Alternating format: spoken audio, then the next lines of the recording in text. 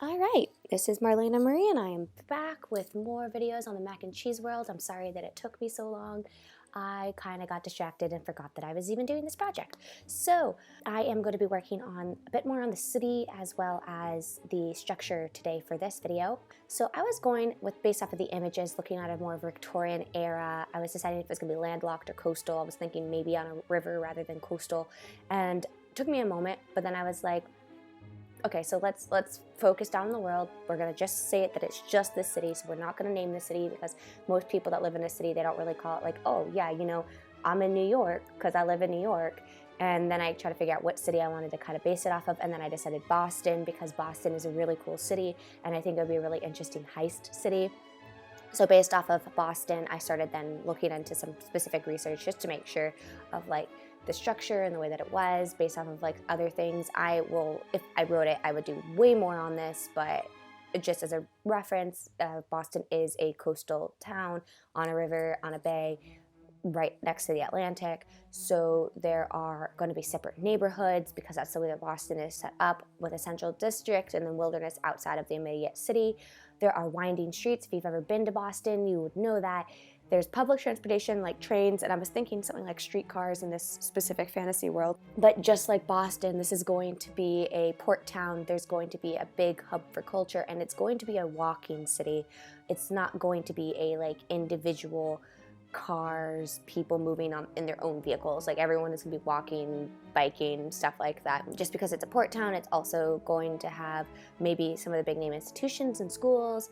Essentially, I'm thinking that the neighborhoods are going to keep each other's social classes from each other, which will cause some sort of strife as the characters move between those different stratas. Then from there, I had to think of how the city is going to relate into the plot, as well as specific details to make sure that it would fit in, because I wanted to make sure that it wasn't going to be antithesis to what my original plot idea was. So I did that, made sure that Boston kind of fit, and then now I'm doing the writing notes. So like these are specific things that I want to focus on if I was writing this. So first off, that there's going to be magical realism. When I say this, I kind of mean that this is more of like the gothic element. I'll add that later, but like gothic in the way that the world informs the characters and the characters inform the world.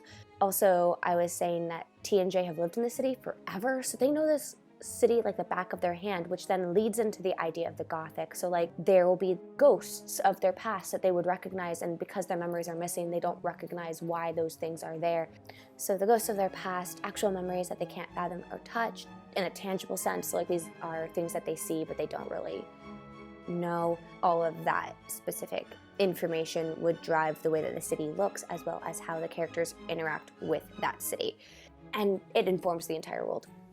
Now what I start looking at here is the structure notes. If I was actually going to structure this, POVs, chapters, interludes, breaks, parts.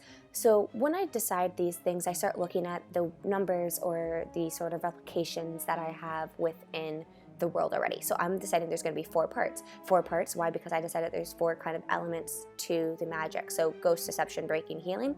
Ghosts as in like memories, deception as in hiding, breaking as in being able to break other people's abilities, and healing because I was a part of the original magic system.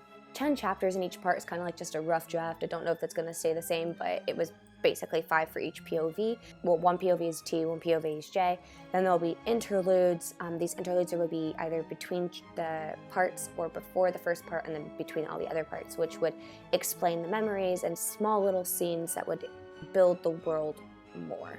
That would be kind of gothic, kind of not, informing on this Boston-esque city with these characters that have powers that can manipulate themselves and the world around them.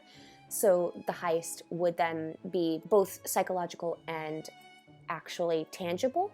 So otherwise, that is, if I was going to write this book, this is what it would essentially look like. I will come back to this project if I ever have time, or if people ask me more questions on to build more of the characters or more of the world. If you have any ideas for what I should do next as a rough character building, let me know. Once again, this has been Marlena Marie, and I hope you have a wonderful day.